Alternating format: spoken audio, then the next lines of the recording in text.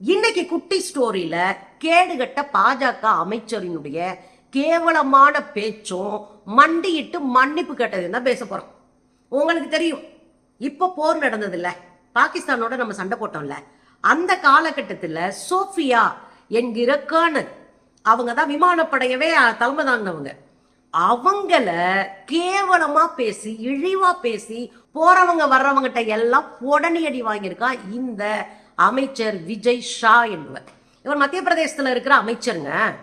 இந்த அமைச்சர் கூச்சநாச்சம் இல்லாம என்ன பேசியிருக்காப்ல மேடையிலன்னா, என் சகோதரியுடைய குங்குமத்தை அழித்த அந்த பாகிஸ்தான்காரங்கள அவனுடைய சகோதரியான சோபியான்னு பேரை சொல்லல, அவனுடைய சகோதரிய வச்சே நாங்க அழிச்சிட்டோம், அவங்க வீட்டுல தாலி அறுத்துட்டோம்.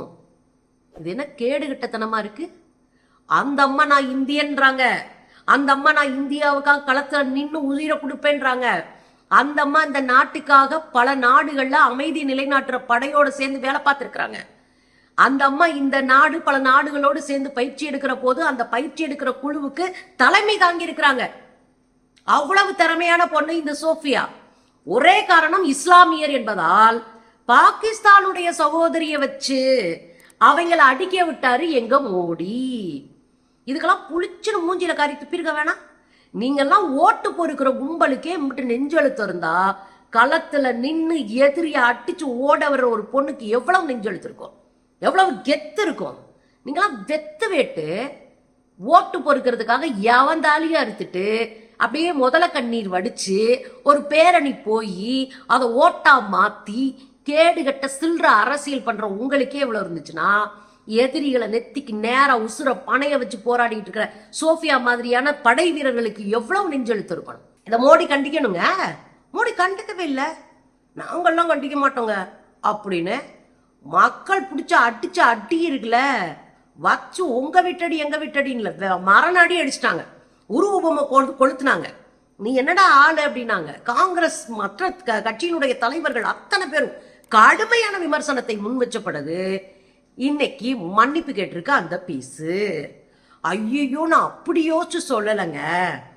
அவங்க சோஃபியா இந்த நாட்டுக்காகவே உழைச்சவங்க. உங்களுக்கு தான் வெக்கமான ஜூடு சோர்ணை எல்லாம் இருக்காதே. இந்த உள்ளூருக்குள்ள உக்காந்துக்கிட்டு நீங்க என்ன பண்ணுவீங்க? எதிரிகள் யார் தெரியுமா? இங்க இருக்கிற முஸ்லீம்கள் தான். யார் என்ன செய்வாங்க தெரியுமா? நம்ம தாலியை எடுத்துட்டு போயிடுவாங்க, நம்ம 2 மாடு வச்சிருந்தா ஒரு மாட்டை பிடிக்கிட்டு போயிடுவாங்க, இடஒதுக்கீடை பிடிக்கிட்டு போயிடுவாங்க. கூச்சநாச்சம் இல்லாம நீங்க பேசுவீங்க.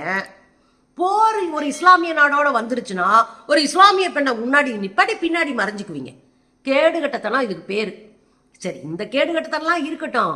அதுக்கப்புறம் நம்ம ஜி சொன்னாரே விஜய் ஷா, பட்டுன்னு காலில் விழுந்து மண்டிட்டு மன்னிப்பு கேட்டாருங்க. இவங்க வரலாறே மன்னிப்பு கேட்கிற வரலாறு தானேங்க. பட்டுன்னு காலில் விழுந்து கூச்சமே படாம மன்னிப்பு கேட்பானுங்க. அதைத்தான் இந்த விஜய் ஷாவும் பண்ணியிருக்காப்ல.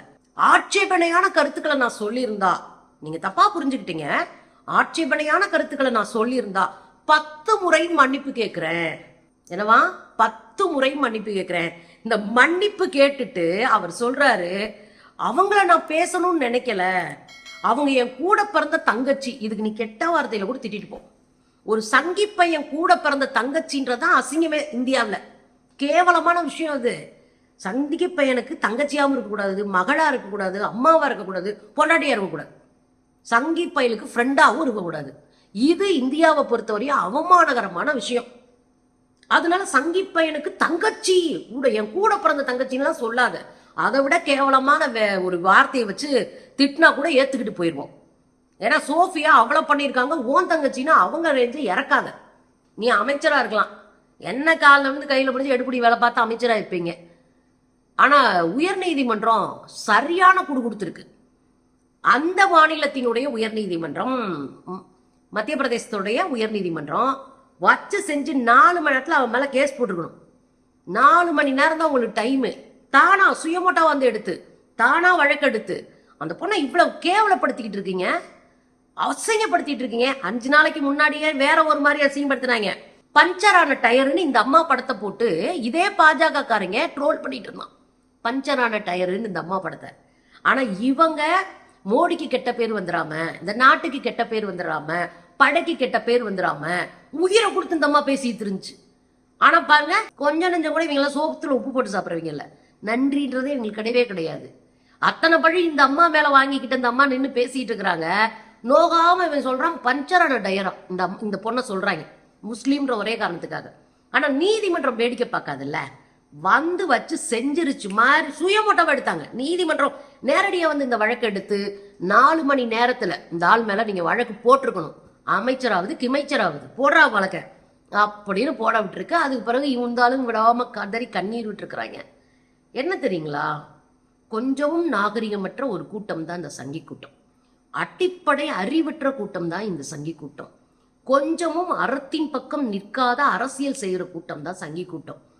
எவை அளவுலையும் யாரு தாலி எடுத்தாலும் அதை ஓட்டா மாத்துறதுக்கு என்ன வேலையும் செய்யக்கூடிய ஒரு சில்லறை அரசியல் செய்யற கூட்டம் தான் இந்த சங்கி கூட்டம்.